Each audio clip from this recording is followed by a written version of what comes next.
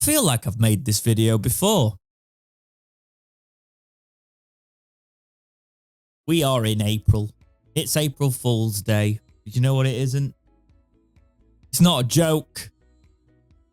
Sheffield Wednesday. Chairman, let's not say Sheffield Wednesday as a whole, even though it becomes Sheffield Wednesday when it's the owner's actions. We've not paid our players again. Again! Let's read the club statement. Sheffield Wednesday can confirm a temporary issue with the payment of player salaries for the month of March. This has occurred as a result of significant sums of money owed to the chairman's businesses, which has in turn impacted on the club's immediate cash flow. The chairman is working hard to resolve the situation at the earliest possible opportunity, and in the meantime, thanks everyone for their patience and understanding. It's not good enough anymore. It's not good enough. Do you know, people like me work paycheck to paycheck. Football clubs, not so much. We should have reserves. We should have contingencies for this to happen. Just the normal running of a football club. It's just not acceptable. If it was a one-off, I might be a bit more gracious. And I know I've got ardent Chancery supporters in my audience. And I'm saying here, if it was a one-off, then yes. But this isn't a one-off. This has happened before. And we're not learning from it, Chancery. Because the problem is, yes, it will get paid eventually, but it's just not how to run a football club. The more this happens, we've been placed under another temporary embargo, and yes, the embargo will be lifted, but it just brings all this unnecessary negativity around the club and just shows it's not run as other competent football clubs are. It's completely avoidable with a strategy of having reserves and learning from previous mistakes, which has not happened. So we, as the Talking Wednesday podcast, we actually heard whispers about this. I would say at the start of March, towards the second weekish, and we usually sort of drop hints in the podcast if we hear anything, and sort of we're not them gatekeeping information people, but we'd only have one source come to us and say, hey, players ain't getting paid this month. And we were like, no. Well, actually, no. Punk was like, yeah, I think that's going to happen. And I was like, do you know what? Let's try and find another source and corroborate it. And we couldn't. Because of that, it's more of a case of, I said at the time, I don't think he'd let it happen again. Surely he can't let it happen again. And I was actually shocked. I was shocked, even though I shouldn't really be shocked at this stage, that we got to the end of the month and it turned out to be true. We're obviously not understanding that. People come to us all the time. Some people are just chancing it, seeing if we'll promote false information and stuff like that. So I do try and validate all sources before we even hint at something. So it's a case of, you know, I'm not a journalist, but there is a bit of journalistic integrity there of validating your sources and not just trusting the one thing there. But in that situation, I honestly just thought there's no way you can let it happen again. And it's happened again.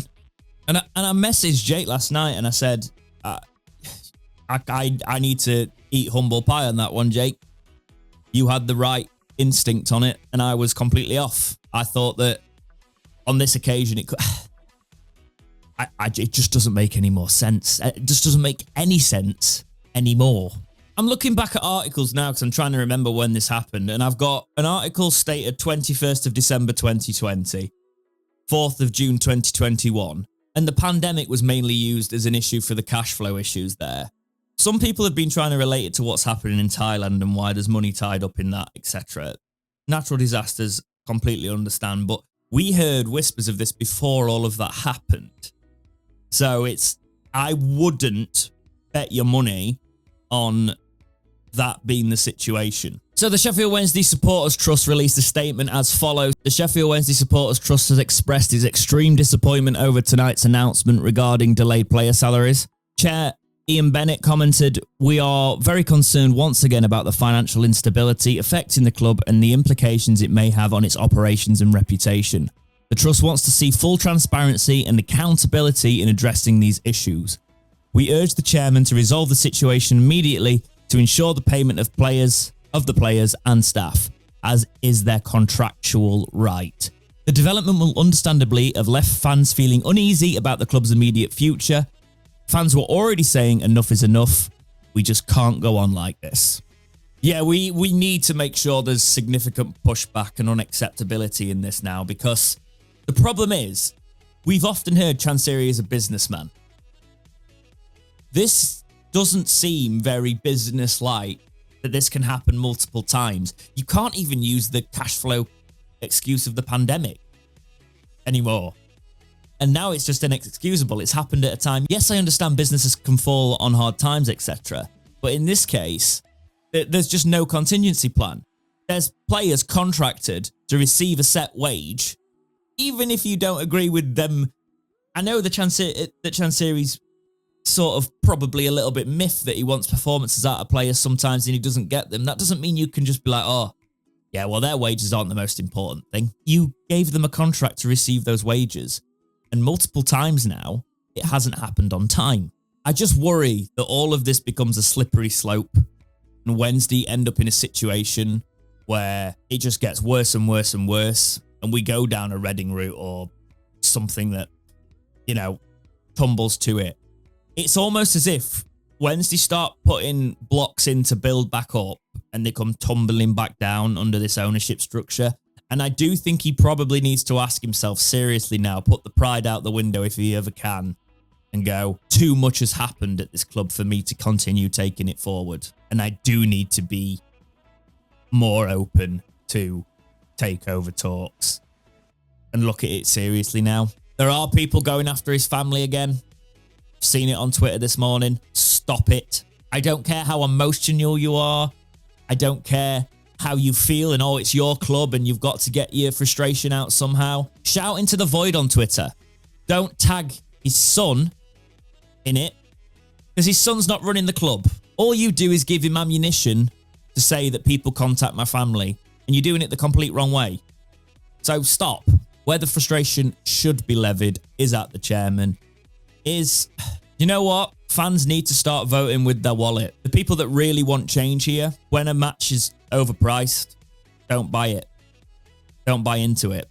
When they put a pre-order shirt on that's clearly a money grab, but will have a good limited offer and it'll probably be quite a cool shirt, don't pay for it blindly.